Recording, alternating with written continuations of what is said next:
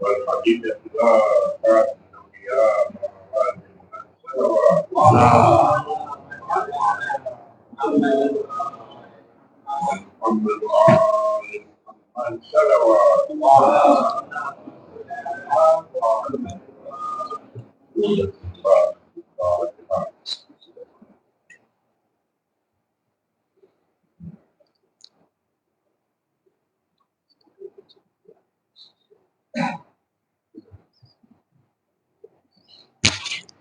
لا حول ولا قوة الا باللہ العلی العظیم اعوذ باللہ من الشیطان الرجیم بسم اللہ الرحمن الرحیم الحمدللہ رب العالمین الصلاۃ والسلام سید الانبیاء والمرسلین سیدنا و نبینا و شفیعنا ابو القاسم محمد۔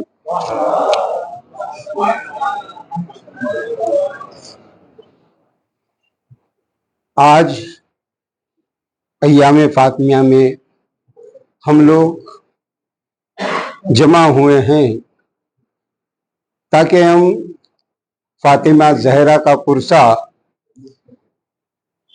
ان کے والد، ان کے شوہر، ان کے بچوں اور تمام اہل اعزا کو دے سکیں۔ نہ معلوم اگلے سال ہم لوگ زندہ رہیں گے یا نہ رہیں گے، لیکن یہ ایام اعزا کے آخری دن ہیں۔ اس ایام اعزا میں جو جناب فاطمہ کا ذکر ہے، کیونکہ جناب فاطمہ کائنات کی ایک واحد وہ شخصیت ہے کہ جن کے لیے اللہ نے رسول خدا کو نبوت دی، فخر نہیں کیا۔ رسول خدا کو سارے انبیاؤں کا سردار بنایا، احسان نہیں بتایا۔ ساری کائنات رسول خدا کے لیے بنائی اور رحمت العالمین بنایا، اللہ نے احسان نہیں بتایا۔ لیکن اللہ نے جب سورہ کوثر نازل کیا، انا اعطیناک الکوثر، اے رسول ہم تم کو کوثر عطا کر رہے ہیں۔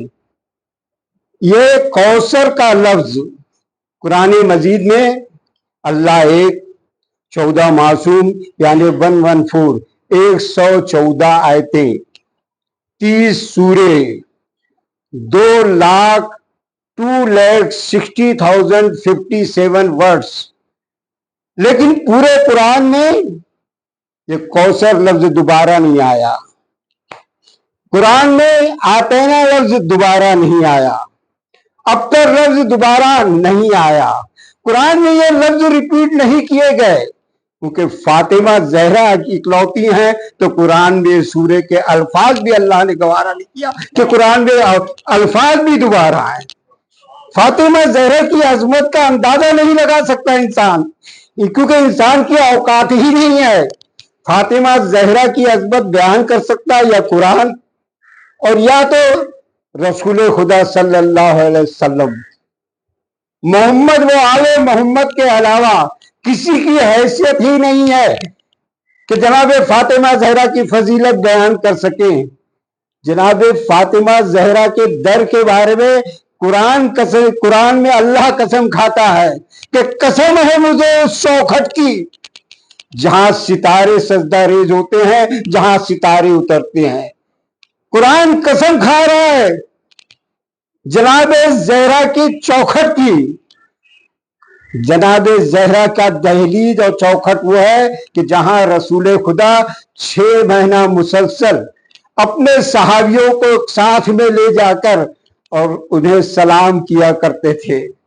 اگر رسول خدا کہیں جایا کرتے تھے باہر تو سب سے آخری میں ملاقات کرتے تھے تو جناب فاطمہ زہرا سے، اور کہیں سے لوٹتے تھے تو سب سے پہلے ملاقات کرتے تھے جناب فاطمہ زہرا سے۔ جناب فاطمہ زہرا جب آتی تھی تو رسول خدا صرف کھڑے ہی نہیں ہوتے تھے، رسول خدا ان کا ہاتھ پکڑ کے چومتے تھے اور اپنی جگہ پہ بٹھاتے تھے۔ رسول خدا نے یہ بتایا کہ یہ جو میں پیار کر رہا ہوں، یہ جو میں احترام کر رہا ہوں، یہ میری بیٹی ہونے کی وجہ سے نہیں، یہ اس وجہ سے کہ اللہ نے اتنا بڑا مرتبہ دیا ہے جناب فاطمہ زہرا کو کہ رسول تو اپنے سوچ سے اپنی زبان سے کچھ کہتے ہی نہیں جب تک کہ اللہ انہیں وحی نہیں کرتا یا اللہ انہیں وہی ڈائریکشن نہیں دیتا. رسول خدا نے کیا کہا؟ فاطمہ میرا ٹکڑا ہے. جس نے اسے اذیت دی اس نے مجھے اذیت دی، اور جس نے مجھے اذیت دی اس نے اللہ کو اذیت دی. رسول خدا نے ٹکڑا کہا ہے اپنے جسم میں. اگر ذرا سی ناخون میں کچھ لگ جائے تو پورے جسم کو تکلیف ہوتی ہے. یہ نہیں کہ ناخون کہہ کہ مجھے لگا ہے، مجھے جسم کے کسی حصے میں تکلیف ہوتی ہو تو سارے بدن میں اس کا احساس ہوتا ہے. آپ سمجھ لو رسول خدا نے کیا کہا؟ اول ما خلق اللہ نوری، سب سے پہلے اللہ نے نبی کے رسول ہمارے حضرت محمد صلی اللہ علیہ وسلم کے نور کو پیدا کیا. اس نور کا ایک ٹکڑا حضرت علی اور اس ایک نور کا حصہ جناب فاطمہ زہرا. جناب مریم کو فضیلت حاصل ہے، لیکن جناب مریم کو کیول ایک فضیلت ملی کہ وہ عیسیٰ کی ماں تھی. ہماری فاطمہ زہرا، جناب فاطمہ زہرا کو اللہ نے کون کون سی فضیلتیں دی؟ جناب فاطمہ زہرا جو کائنات جس کے لیے بنی ہے، خلق کی گئی کائنات، جو سارے انبیاؤں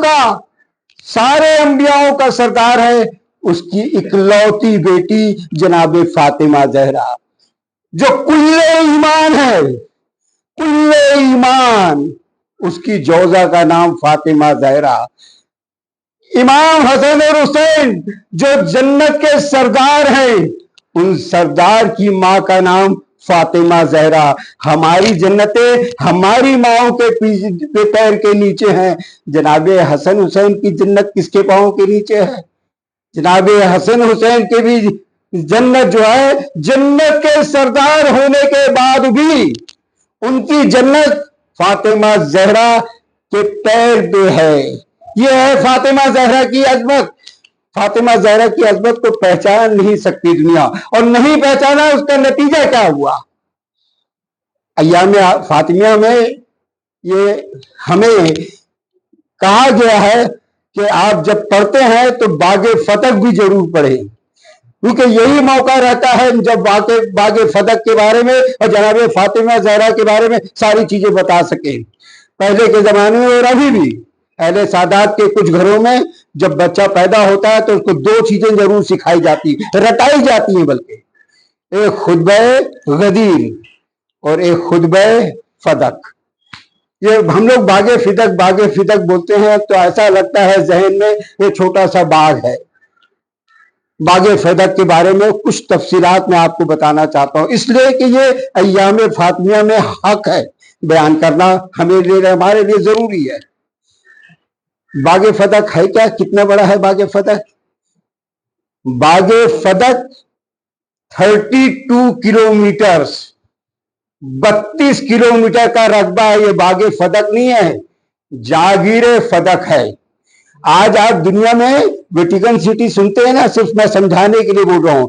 ویٹیکن سٹی جہاں جان پوپ پال رہتا ہے، وہ اپنے آپ میں ایک کنٹری ہے، اس کو کنٹری کا درجہ ملا ہوا ہے ویٹیکن سٹی. اس کا رقبہ کتنا ہے؟ 0.49 کلومیٹر، یعنی آدھا کلومیٹر بھی نہیں. یہ ہے 32 کلومیٹر، یعنی جو ویٹیکن سٹی اس دنیا میں جو کنٹری ہے اس سے 64 ٹائمز بڑا. اتنا بڑا ہے. یہ باغ فتح جو تھا باغ فتح نہیں ہے، جاگیر فتح ہے. اس میں 7 بڑے بڑے باغات تھے. اور یہ ملا کیسے؟ یہ ملکیت میں کیسے آیا جناب فاطمہ زہرا کی؟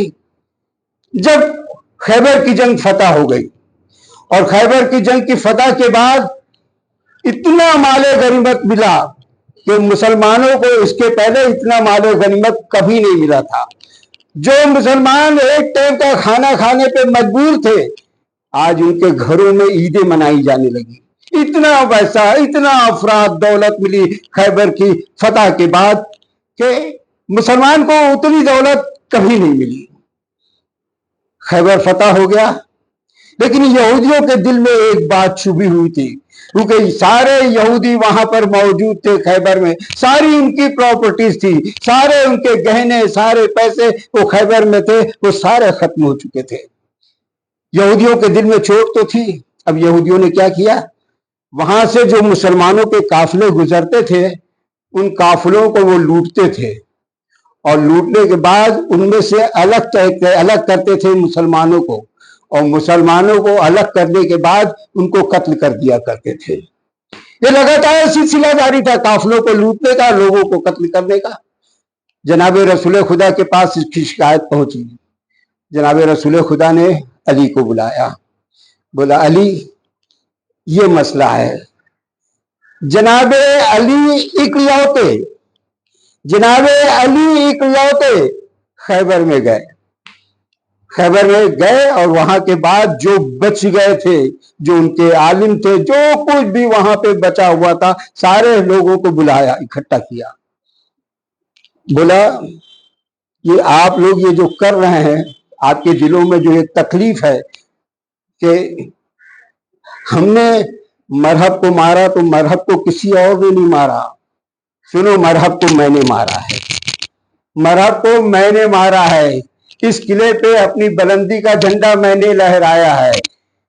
اگر تمہیں دشمنی ہے تو میں آ گیا ہوں، اپنی دشمنی نکال لو، میں اکیلا ہوں، میں آ گیا ہوں. اگر تمہارے دل میں ابھی بھی کوئی تکلیف ہے، ابھی بھی تمہارے کو بدلہ لینے کی تمہاری خواہش ہے، تو میں اکیلا ہوں.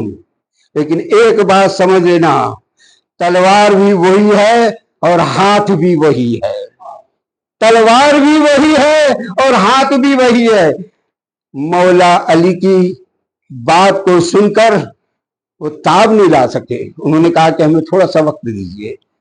تھوڑا سا وقت لیا انہوں نے، واپس آئے. واپس آنے کے بعد کہا کہ ہم اپنی غلطی مانتے ہیں، جو کچھ ہو گیا ہے اس کے لیے ہم معافی چاہتے ہیں، کیونکہ اب تو وہ واپس آ نہیں سکتا، ہم اس کے لیے معافی چاہتے ہیں.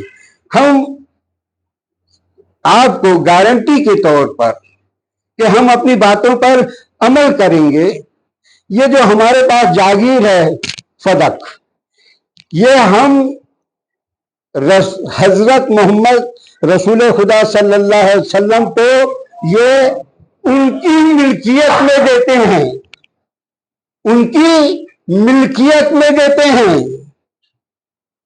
اقرار نامہ ہوا، باغ فدق جو ہے رسول خدا کی ملکیت میں آیا، اور یہ بھی سمجھوتا ہوا کہ آج کے بعد سے یہودی اپنی یہ حرکتیں نہیں کریں گے، کوئی قافلے کو نہیں لوٹیں گے.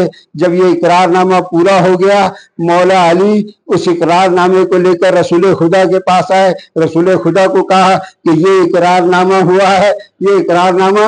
اب رسول خدا نے، یہ بات ہے سن 7 ہجری کی، جب یہ ایگریمنٹ ہوا تو وہ 7 ہجری تھی.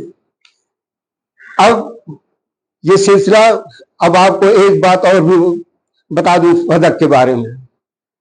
فدق کی سالانہ آمدنی ایک روایت کے انوسار 20 لاکھ درہم سالانہ.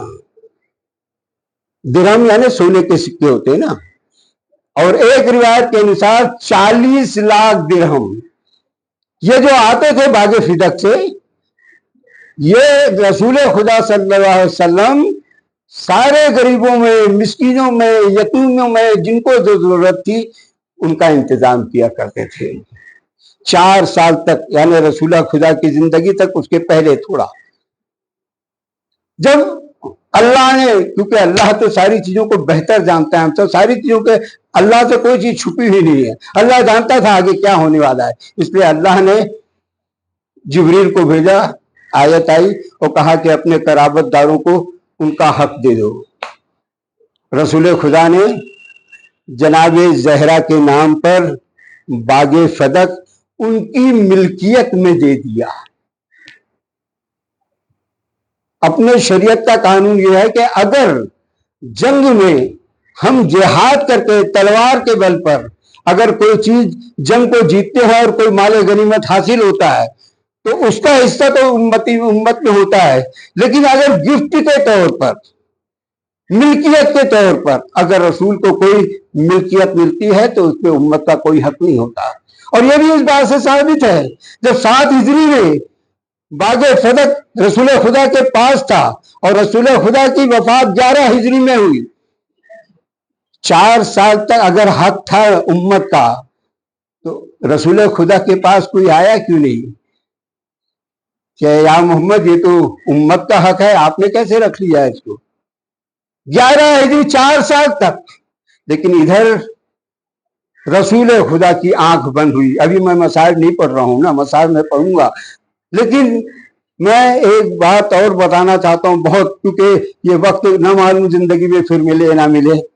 ابھی رسول خدا کی آنکھ بند ہوئی، کفن بھی میلا نہیں ہوا، جو حکمراں بیٹھا ہوا تھا غصبی، جس کا حق نہیں بنتا تھا، کیونکہ حق تو رسول خدا نے اللہ کی مرضی سے اعلان کر دیا تھا، من کنت مولا فہذا المولا۔ دعوت جلعشیرہ میں بھی یہ ساری بات ثابت ہو گئی تھی کہ رسول کے بعد کوئی رسول کا وارث ہے تو علی، لیکن انہوں نے نہ علی کی خلافت کو غصب کیا، باغ فدق کو بھی غصب کیا، اور باغ فدق میں جتنے بھی ملازم تھے ان کی فوج گئی، وہاں سے سارے ملازم کو بھگا دیا اور اپنے ملازم جو ہے وہ بٹھا دیے۔ جناب فاطمہ زہرا کو جب یہ خبر ہوئی تو جناب فاطمہ زہرا کا گھر کا دروازہ ایک مسجد میں کھلتا تھا اور ایک باہر کھلتا تھا۔ جناب فاطمہ زہرا کے گھر کا دروازہ جو مسجد سے کھلتا تھا، وہاں جناب فاطمہ زہرا اس دروازے سے نہیں گئی، جناب فاطمہ زہرا اس دروازے سے گئی جو مین گیٹ ہوتا ہے۔ انہوں نے اپنی ہاشمی عورتوں کو اکٹھا کیا، ہاشمی عورتوں کو اکٹھا کرنے کے بعد جب دربار میں آئیں، بہت غم کا مقام ہے لیکن میں اپنی بات کو برداشت کرتے ہوئے یہ ساری باتیں اس لیے کہنا چاہتا ہوں، جس در پر ملک الموت بھی بنا پوچھے نہیں آتا تھا، جہاں رسول خدا اپنی بیٹی کو کھڑے ہو کر استقبال کرتے تھے اور در پہ بٹھاتے تھے، اس دربار میں 4.5 گھنٹا فاطمہ زہرا کو کھڑا کیا گیا۔ باغ فدق کا خطبہ اس لیے بھی امپورٹنٹ ہے اور اپنے بچوں کو اس لیے بھی بتانا ہے اور ان کو اس لیے بھی سکھانا ہے کہ وہ حق اور باطل کا ایک بڑا مقدمہ ہے، اس سے ہمارے عقیدے کا اظہار ہوتا ہے، اس سے ہمارے حق اور باطل کا اظہار ہوتا ہے، ہمیں پتہ چلتا ہے کہ حق کہاں ہے اور باطل کہاں ہے۔ جناب فاطمہ زہرا نے کہا کہ تمہارے ملازموں نے فدق پر کیسے قبضہ کر لیا؟ تو حکمراں کہتا ہے کہ ایسا ہے کہ آپ کے والد نے ہی ایک حدیث بیان کی ہے کہ نبی جب انتقال کرتا ہے تو اپنے پیچھے کوئی وراثت نہیں چھوڑتا، جو وراثت جو بھی پراپرٹی ہوتی ہے وہ صدقہ ہوتا ہے، وہ صدقہ ہوتا ہے۔ بولے یہ جو تو حدیث بیان کر رہا ہے، اس حدیث کا کوئی گواہ ہے؟ اس حدیث کا کوئی گواہ ہے؟ اس حدیث کا کوئی گواہ نہیں بتا سکا، نہیں بول سکا۔ بولے اچھا تو نے میرے والد کا ذکر کر کے یہ حدیث تو بیان کی، یہ حدیث بھول گیا کہ ہمارے والد حضرت محمد صلی اللہ علیہ وسلم نے فرمایا ہے کہ ہماری حدیث بھی کوئی آپ کے سامنے بیان کرے اور وہ قرآن کی آیتوں سے یا سورے سے ٹکراتی ہو تو وہ حدیث ناقابل قبول ہے۔ جو قرآن کہتا ہے وہ صحیح ہے، حدیث اگر اس کے مقابل ہو تو حدیث کی رد کیا جائے گا۔ बोले कुरान तो ये कहता 40 आयतें पढ़ी, 40 आयतें फातिमा जहरा ने वहां पर पढ़ी और साबित किया कि कुरान तो ये कह रहा है कि अंबिया की विरासत तकसीम होते रही है। सिलसिला बताता रहा है कुरान कि अंबिया की विरासतें तकसीम होते रही हैं, और तू हदीस बयान करता है कि अंबिया अपने विरासत नहीं छोड़ते। अब वो जब देखा कि बात मेरे काबू में नहीं आ रही है, उसने कहा कि अच्छा एक काम कीजिए, आप सबूत पेश कीजिए। सबूत किसको देना चाहिए? अगर मैं इस जमीन पर बैठा हूं, मेरा घर बना हुआ है, और आप आते हैं और कहते हैं कि ये मेरा है, तो सबूत आप देंगे या मैं दूंगा? सबूत वो देगा जो क्लेम करेगा। जनाबे फातिमा जहरा के पास तो फदक था। अगर तुम्हारा फदक था तो तुम बताते कि कैसे तुम्हारा फदक है। जनाबे फातिमा जहरा ने जो रसूल खुदा का लिखा हुआ था वो पेश किया। जनाबे फातिमा जहरा का जब लिखा हुआ पेश किया, देखा उसने कहा गवाह। जनाबे फातिमा जहरा ने कहा मौला अली को, एक अपने बच्चों को हसन और हुसैन, और अपनी कनीज ऐमन को, कि ये देखा। उसने कहा कि ये तो आपके शौहर हैं, इनका हक इस प्रॉपर्टी पे होता है, हम इनकी गवाही नहीं मानेंगे। ये बच्चे हैं आपके, ये बच्चों की गवाही हम नहीं मानते।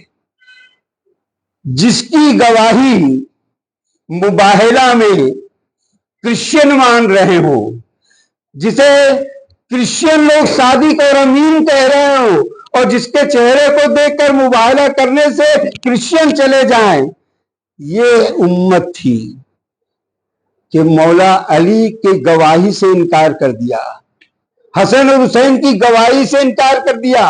खाली इतना ही नहीं किया, जो तहरीर लिखी थी उस तहरीर पे थूका, और उस तहरीर पे थूकने के बाद उस तहरीर के टुकड़े टुकड़े कर दिए।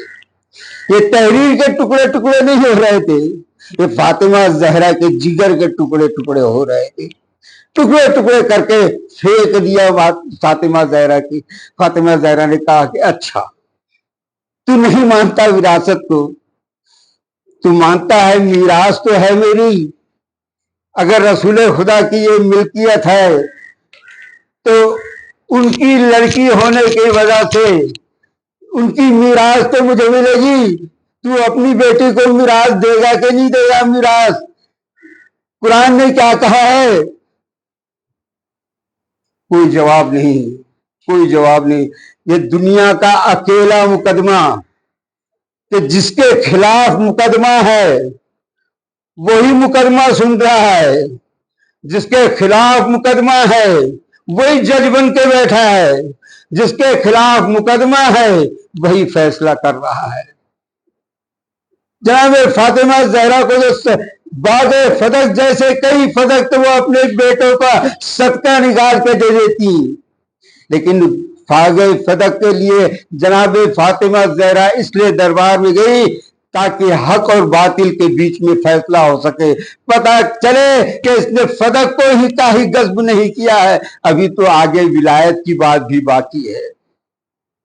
फदक से जब जनाब सैयदा जब दरबार से लौटी, जनाब सैयदा के घर से मस्जिद नबी और दरबार ज्यादा से ज्यादा रिवायतों में लिखता है कि 20 से 25 कदम। जब जनाब जहरा गई थी तो पूरे बाल सफेद, पूरे बाल काले थे। जनाब जहरा जब गई थी तो उनकी शान ऐसा लगता था कि पैगंबर जा रहे हैं, लेकिन जब दरबार से लौटी तो कमर झुकी हुई थी, बाल पूरे सफेद हो गए थे। जनाब जहरा को जो सबसे बड़ी तकलीफ हुई वो तकलीफ उन्हें झुटलाया गया। जनाब फातिमा जहरा को झुटलाया गया, जनाब अली की गवाही नहीं मानी गई, हसन और हुसैन की गवाही नहीं मानी गई।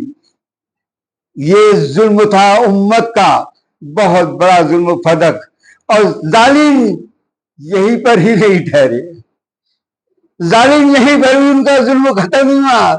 جو جناب فاطمہ زہرا یہ کہتی نا کہ مجھ پر اتنے مصائب پڑے کہ اگر دن پہ بڑھتے تو وہ رات کی طرح شمار ہو جاتے، جب جناب فاطمہ زہرا کے گھر پہ لکڑیاں لے کے آئے،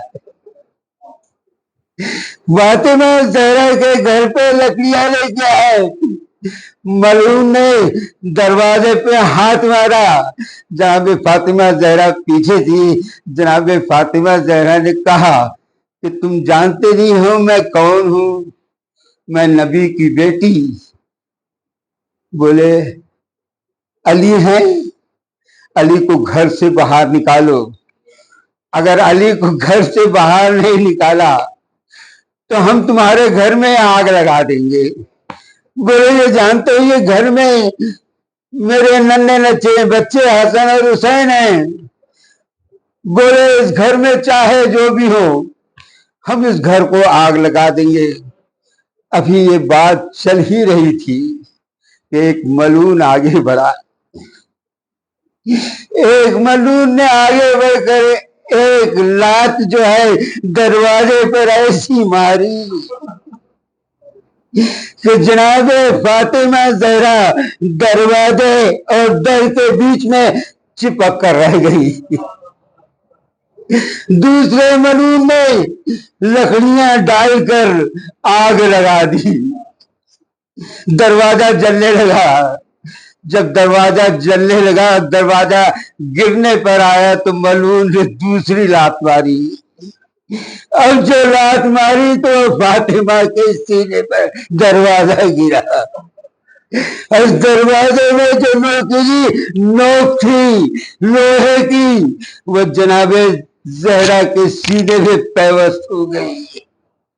جب دروازہ جلتا ہوا گرا تھا اس دروازے سے چلتے ہوئے ملعون جانے لگے۔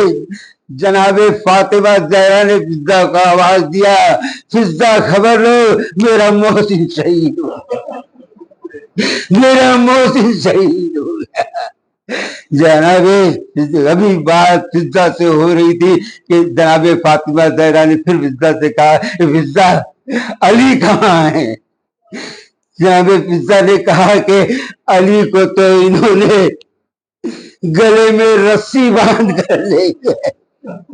جناب فاطمہ زہرا نے یہ سنا اپنا درد بھول گئی، جناب فضا کو کہا کہ مجھے سہارا دو۔ جناب فضا نے سہارا دیا، جناب فاطمہ زہرا کھڑی ہوئی۔ جناب فاطمہ زہرا اس حالت میں جب کہ پسلیاں ٹوٹ گئی،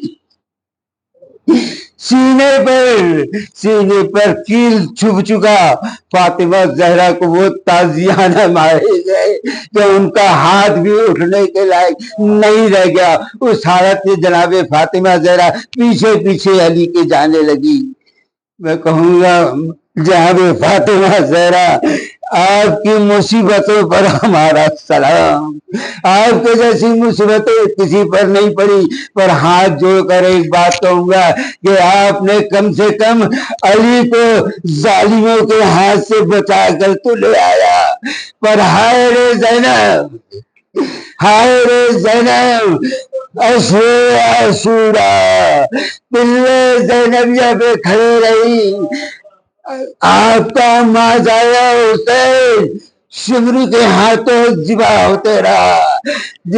جناب زینب چلاتی رہی پر حسین کو بچانے والا کوئی نہیں تھا، حسین کو بچانے والا کوئی نہیں تھا۔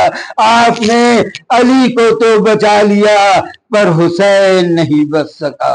الا لعنت اللہ علی القوم الظالمین۔ سورہ فاتحہ۔